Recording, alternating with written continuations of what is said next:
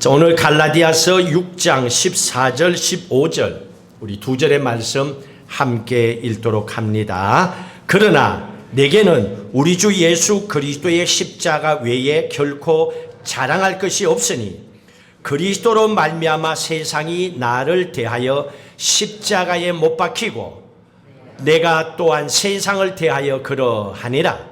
할례나 무할례가 아무것도 아니로되 오직 새로 지으심을 받는 것만이 중요하니라.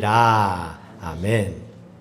참 중요한 것이 뭔지 오늘 얘기하고 있는데 좀 더 구체적으로 살펴보십시다. 예수님께서 태어나신 땅이 어디입니까? 이스라엘이죠. 그러면 이스라엘에 태어났다는 것은 한국 사람입니까? 유대인입니까? 예수님은 유대인이었습니다. 예수님께서는 유대인으로 이 땅에 오셨습니다. 지금 전 세계 인구가 약 82억이 된다고 합니다. 그 중에서 기독교, 신구교를 합치면 한 26억 정도 된다고 합니다. 그런데 26억이 되는 신구교의 기독교인들 가운데서 99%가 이상하게도 유대인이 아니라 이방인들입니다. 예수님께서 유대인 이스라엘로 땅에서 유대인으로 태어나셨다며 그 땅의 사람들이 거의 90% 이상을 차지해야 되는데 아닌 거예요. 이방인들이 99%를 차지하고 있습니다. 성경에 돌아가서 한번 생각해 볼까요?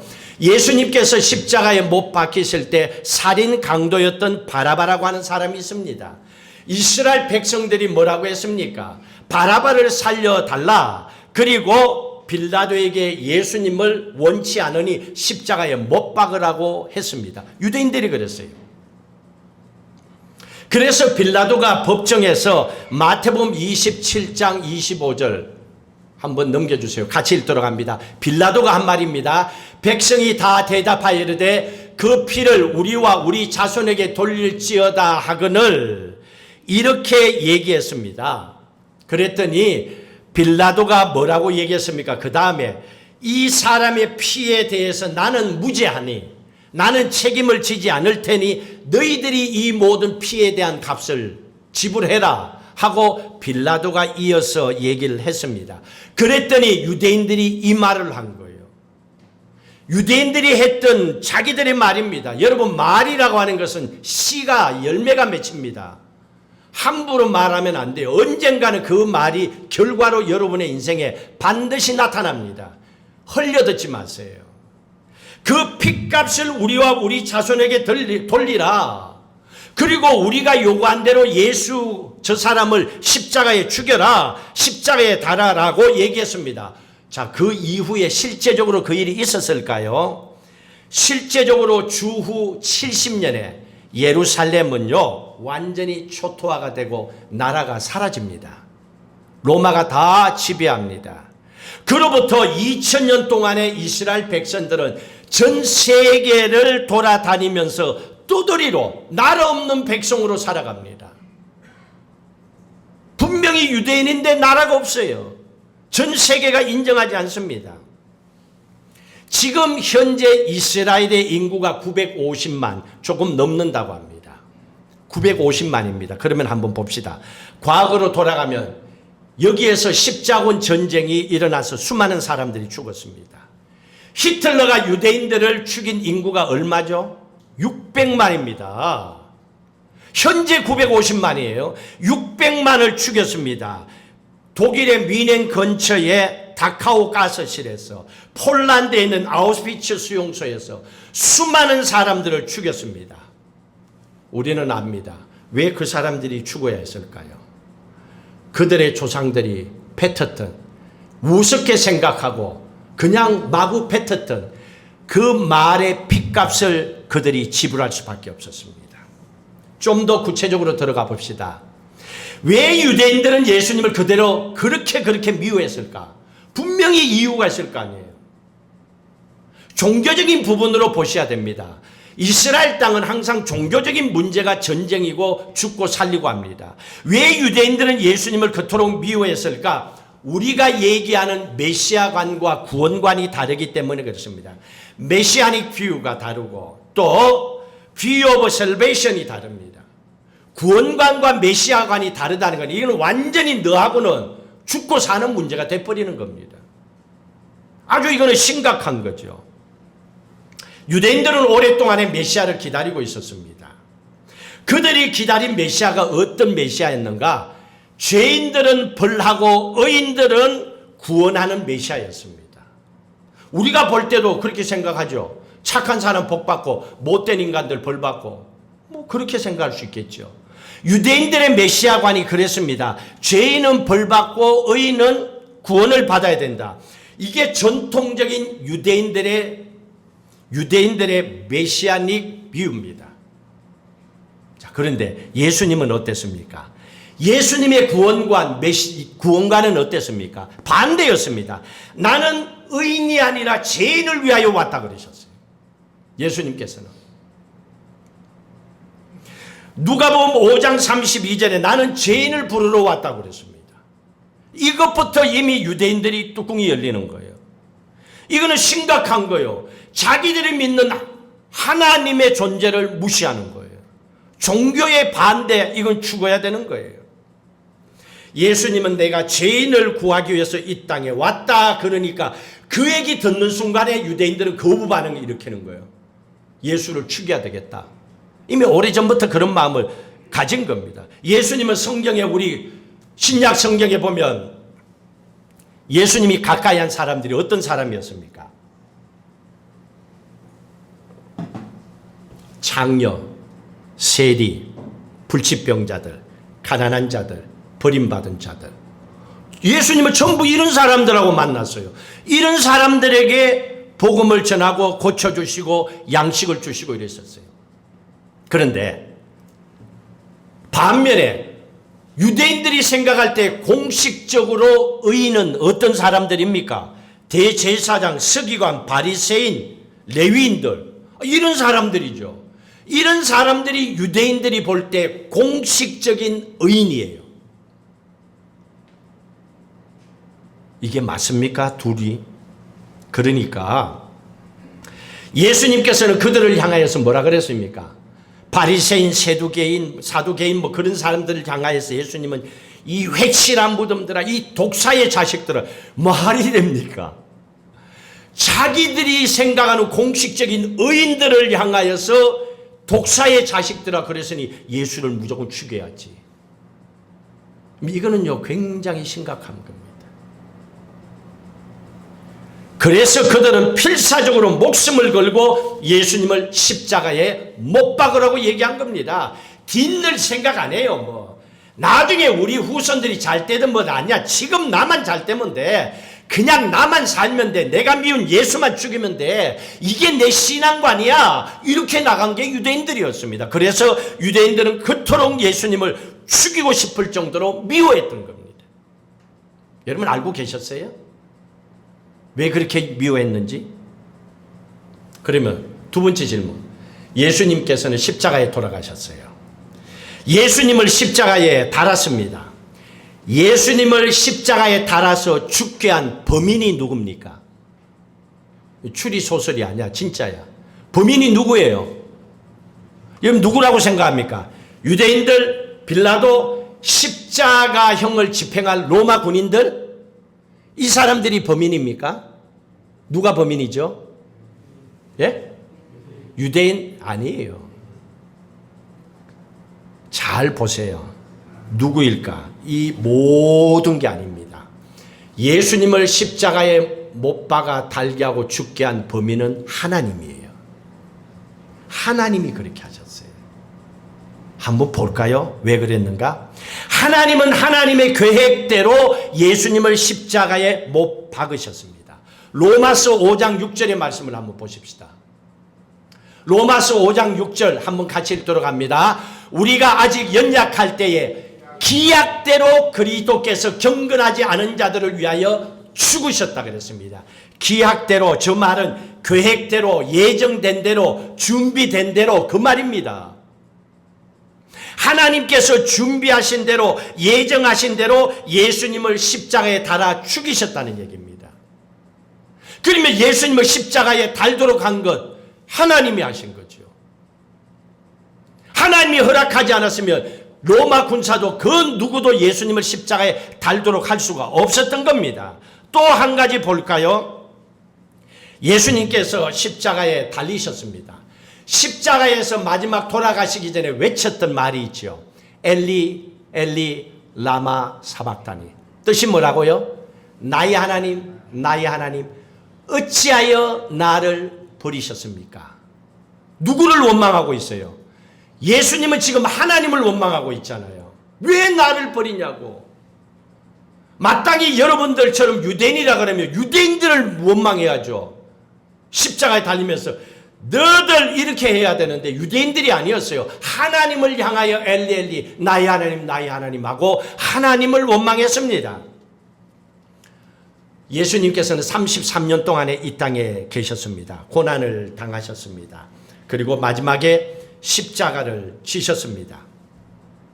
십자가를 치신 것이 하나님의 계획이었습니다. 한번 볼까요? 요한복음 19장 28절 여기에서 잘 찾아보세요. 예수님이 십자가에 죽으신 건 하나님이 그렇게 하셨다는 거. 28절 같이 읽습니다. 그 후에 예수께서 모든 일이 이미 이루어진 줄 아시고 성경을 응하게 하려 하사 이르시되 내가 목마르다 하십니다. 예수님께서 십자가에 달리셔서 내가 목마르다 한 것은 성경을 이루기 위해서입니다. 다시 말하면 하나님이 예언하신 말든 대로 그대로 이루어지도록 하기 위해서 저 말씀을 하셨다는 얘기예요. 여러분 여기까지 깊이 들어가 보셨어요? 성경에 분명히 그렇게 얘기하고 있잖아요. 그 다음에 30절 말씀 한번 봅시다. 30절에는 좀 더 구체적이고 아주 리얼합니다. 이 여러분들이 다 알 수 있는 거예요. 30절 같이 읽습니다. 예수께서 신포도주를 받으신 후에 이르시되 다 이루었다 하시고 머리를 숙이니 영혼이 떠나가시니라. 여기에서 질문. 사람이 죽으면 여기에 말씀대로 머리가 먼저 숙여지고 영혼이 떠납니까? 죽고 목이 떨어집니까? 죽어봐야 알지 뭐. 안 죽어보니까 알 수가 없지. 다시 사람이 죽을 때 죽고 나면 목이 떨어집니까? 아니면 죽기 전에 목을 떨어졌다가 죽는 겁니까?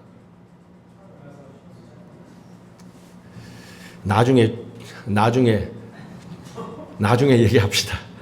상식적으로는요 반대입니다. 저거 반대로 일반적인 죽음은 반대입니다. 사람이 죽어야 목이 떨어집니다. 제 부모님 돌아가실 때도요 멀쩡하게 있다가 돌아가시면 숨이 껄떡 넘어가서 이렇게 하세요. 보셨어요? 부모 장례도 안 봤어? 이렇게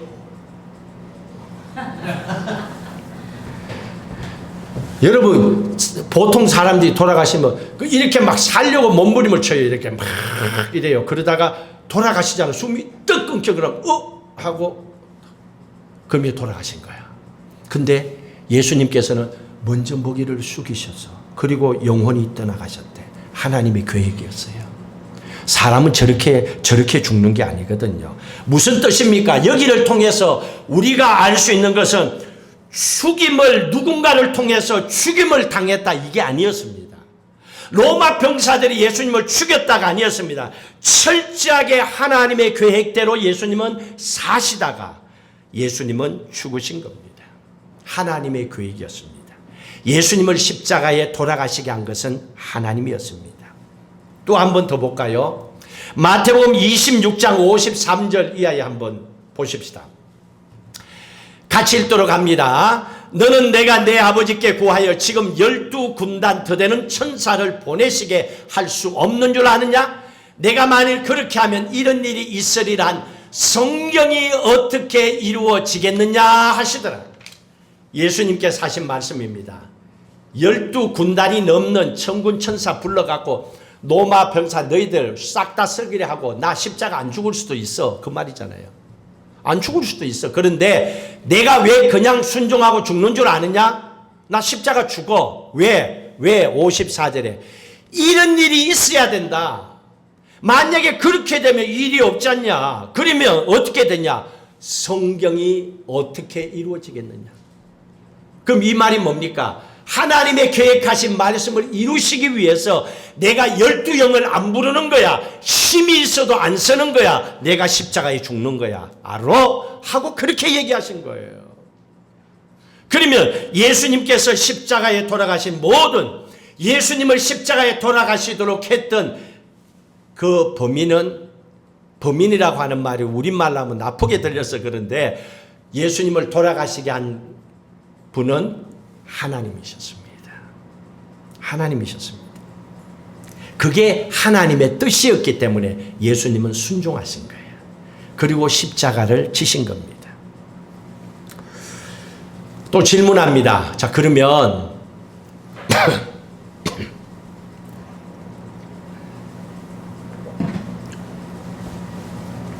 제가 어저께 하이킹을 갔어요. 제가 26년 있는 동안에 하이킹이라고 딱 2번 해봤습니다. 힘든 건 좀 안 하고 싶은데 어제 내가 죽다가 살아났어요. 이게 하이킹을 가는데 저 대대도 뒤로 가는데 내려가는데 와 끝까지 가니까 너무너무 이뻐. 와 내가 스페인이나 어디에 여행 온 것 같아서. 바다가 바위가 있는데 속에 물이 있는데 군인들이 얼마나 왔는지 거기에서 다이빙을 해. 물속으로 팡 들어가. 문제는 들어가서 올라오는데 줄을 붙잡고 올라와야 돼. 올라올 계단이 없어. 근데 어떤 사람은 막 내려가 올라오는데 애먹더라고. 너무 이뻤어. 그런데 내려가는 것까지는 잘했어. 나도 올라올 때 죽는 줄 알았어요. 왜 그렇게 힘들어? 그러면서 생각해 봤어요. 인생의 절반을 내려갔다고 생각하면 이제 한 50 넘은 사람들은 인생을 거꾸로 이제는 다시 올라가야 되잖아요. 올라가는데 중간에 포기하고 싶을 정도로 힘들어. 젊은 사람들, 군인들은 잘 가 보이질 않아. 그러면서 생각했습니다. 포기하지 말자. 어차피 꼭대기까지 가면 차가 있으니까 타고 집에 갈 거야. 집에 가서 나는 쉴 거야. 이 목표가 있으니까 버티겠더라고. 근데 너무너무 힘들었어. 여러분 인생의 절반을 사셨다면, 절반을 걸어간다면, 젊은 친구들은 내리막으로 가기 때문에 쉬울 거예요. 아직까지는. 그러나 인생을 다시 올라가는 순간에 고비가 있을 수 있지만 포기하지 마세요. 결국은 여러분들이 도착하는 곳이 있습니다. 그러면 더 나은 축복이 우리의 삶을 위해서 기다리고 있거든요. 그래서 저는 너무너무 즐거웠어요. 좋았어요. 다음 주에, 오늘 밤에 해서 다음 주에 한국에서 10명 청년 여기에 선교팀들이 옵니다. 서울에서. 없는 프로그램을 어제 제가 갔다 와서 작정을 하고 에릭 목사님에게 얘기했어요. 걔네들 데리고 내가 하이킹 가리라. 이게 애들이 괌을 우습게 생각해갖고 너 한번 해봐라. 이게 괌이 얼마나 좋고 아름다운 곳인지. 선교는 힘든 거야. 나하고 같이 가자. 그래서 에릭 목사님을 데리고 가려 하는데 강의가 없어야 돼. 강의가 없어야 데리고 가는데. 자, 오늘 본문으로 마지막 넘어가서 보십시다. 그러면 왜 하나님은 예수님을 철저하게 버리셨을까? 독생자 예수 그리스도잖아요. 하나밖에 없는 아들입니다.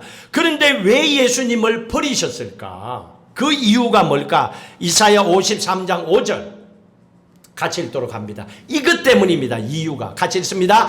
그가 찔림은 우리의 허물 때문이요 그가 상함은 우리의 죄악 때문이라. 그가 징계를 받음으로 우리는 평화를 누리고 그가 채찍에 맞음으로 우리는 나음을 받았도다. 왜 예수님 독생자 하나뿐인 아들 예수 그리스도를 하나님께서 버리셨을까요? 따라합시다. 나 때문에. 이거예요. 옆에 사람 한번 보세요. 옆에 사람 보고 좀 가슴에 찡하도록 우리 때문에 그러세요. 우리 때문에. 좀 기분이 이상하죠? 서로 보고 하니까 이상하죠? 맞아요. 우리 때문이에요. 다른 거 아니에요. 우리 때문이에요. 독생자를 우리 때문에 줬다니까요. 우리 이기돈 집사님 보니까요. 아들이 간을 기증했잖아요. 아버지에게. 그러니까 간이식 수술을 했잖아요. 아버지니까 나를 대신하고 주잖아요. 아버지는 안 받고 싶지. 그럼 반대로 생각하면 자식을 그렇다면 아버지 정음 집사님 안 줄 거예요? 안 줄 거예요? 줘야지. 그런 일이 있다면 자식인데 왜 안 줘? 뭐 이 집은 분명히 줄 거고 안 주면 큰일 나. 에릭 목사님 항상 스탠바이 하고 있어야 돼. 줘야 돼. 자식이니까. 뭘 못 주겠어요. 더 소중한 게 있으니까. 우리가 그만큼 소중했다는 겁니다. 예수님께서는 6절의 말씀 볼까요? 6절의 말씀에 보시면 우리는 원래 이런 인간이었어요. 근데 이런 말도 안 되는 인간들을 위해서 왜 목숨까지 줘? 그냥 없애버리지. 근데 6절 같이 돌아갑니다. 우리는 다 양 같아서 그릇 행하여 각기 제 길로 가거늘 여호와께서는 우리 모두의 죄악을 그에게 담당시켰도다. 우리는 그렇다니까요. 하나님께서 살려놓으면 돌아서면 딴짓하고. 제가 아는 사람이 그래요. 한 분에 한국에서요. 암으로 병원에서 선고를 받았어요. 근데 이분을 참 기도하고 하나님 살려주셔서 살아났어요. 그래서 감사해서 그분이요. 무기명을 해갖고 엄청 많은 돈을 감사하는 마음으로 병원비 가면 병원비 뭐 수억 들 거 아니야. 살려줬으니까 하나님께 감사했어. 그러니까 이게 감사하는 물질이 중요한 게 아니라 본인이 정신 차려야 되잖아. 살았다고 그 다음에 또 지멋대로 살아버렸네. 술 담배하고 그냥 놀라. 추억버서 돌아가셨어. 안타깝지요. 여러분 사람들은 이래요. 살려놓으면 지갈 길로 간다니까요. 이 머리가 딴 데로 돌아가. 그런 인간임에도 불구하고 우리는 안 돼라고 할 수 있지만 하나님은 아니야 하고 하나님은 대신 독생자 예수님을 십자가에 죽으시는 이 길 아니고는 저 인간 안 되니까. 저 인간 못 살리니까. 저 인간 저래 살다가는 전부 지옥이 꽉 차. 대한민국에는요 지금 뉴스에 보니까 감옥 교도소가 하도 많이 차서 뭐 언제부터 뭐 매달인지 매일인지 몰라 막 보낸대 수천 명씩. 끄집어 내준대. 그냥 가 집에 가서 밥 먹어. 그런데 하도 많이 찼어.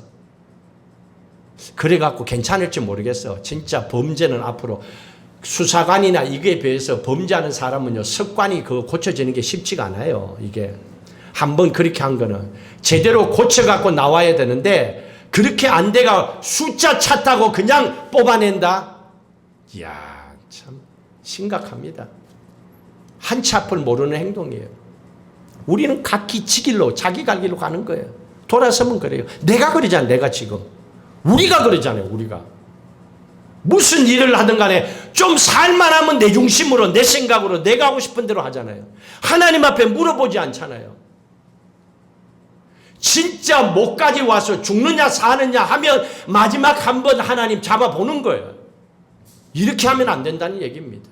그런 부족한 인생이고 말도 안 되지만 하나님께서는 미련한 양같이 지갈 길로 갔어. 그런데 문제는 못 찾아가. 어디에 먹을 풀이 있고 어디에 물이 있지 양은 혼자 못 찾아. 어차피 방황해. 목자가 있어야 돼. 그렇게 살았음에도 불구하고 뭐라 그랬습니까? 우리의 죄악을 그런 못난 죄도 맡겨가지고 예수님께 네가 대신 져라.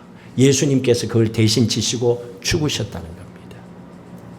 예수님을 처절하게도 버리신 이유는 우리 때문이라는 얘기입니다. 이게 왜 그런 줄 아세요? 구약 성경에 죄 지은 사람들의 죄를 짐승에게 안수하고 증가하면 그 짐승이 죄값으로 제물로 죽어요. 그러면 이 사람은 죄 씻음을 받습니다.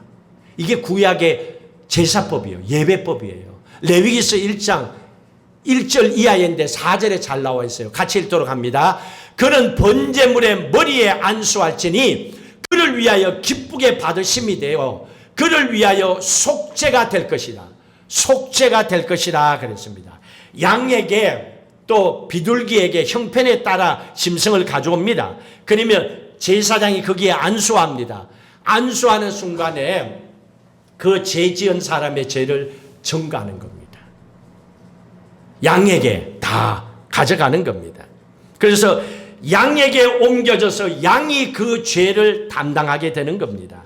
그래서 나의 죄 대신에 양이 죽은 거예요. 그러니까 구약에는요, 막 그 제단에 가면 막 피가 범벅이야, 피가 범벅. 하도 많이 죄를 지으니까 막 죄 지을 때마다 하잖아요. 뭐 여러분 천주교에 가봐요. 고해성사 예배 드리기 전에 하잖아요. 신부 만나가지고 하잖아요. 주중에 막.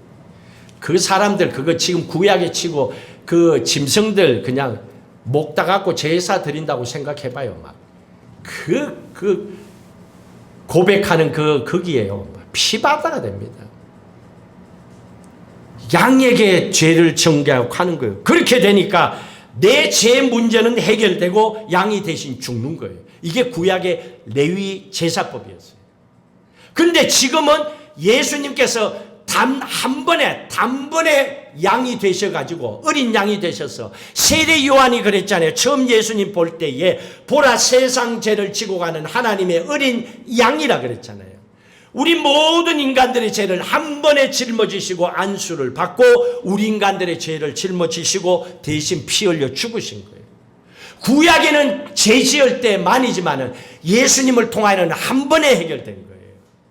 대신 죽은 거예요. 그래서 모든 죄를 지은 사람들이 구약 때는 짐승을 가지고 갈 때마다 흠이 있는 거 가져가면 안 돼요. 아예 받지도 않고. 네 죄를 대신해서 하는데 네 목숨이야.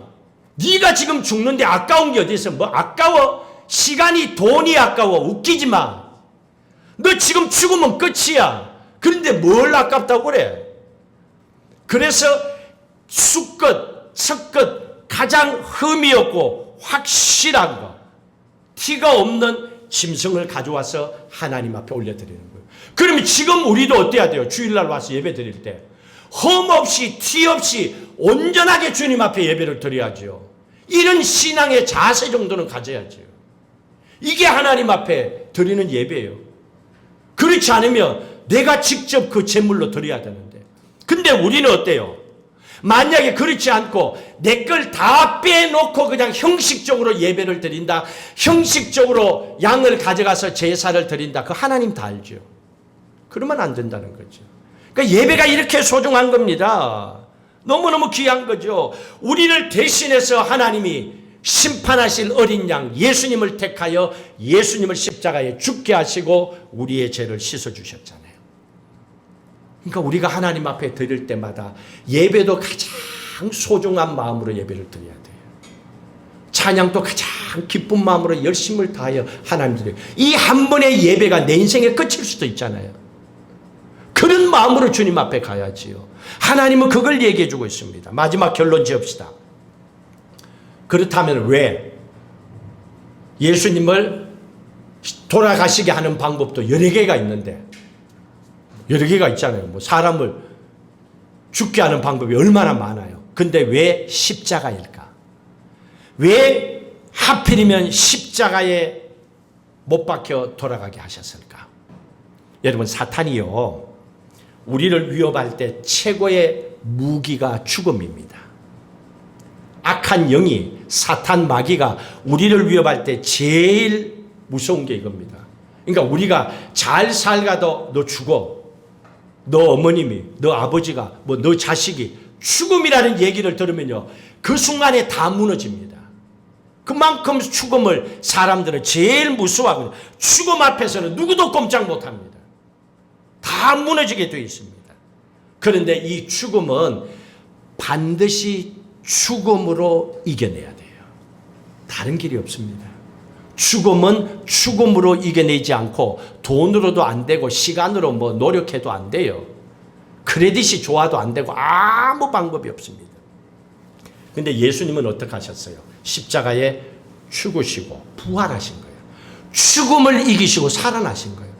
죽음을 이기시고 살아나셨기 때문에 사탄이 가지고 있는 그 파워를 뭉개뜨려 버린 거예요. 다 박살내 버린 거예요.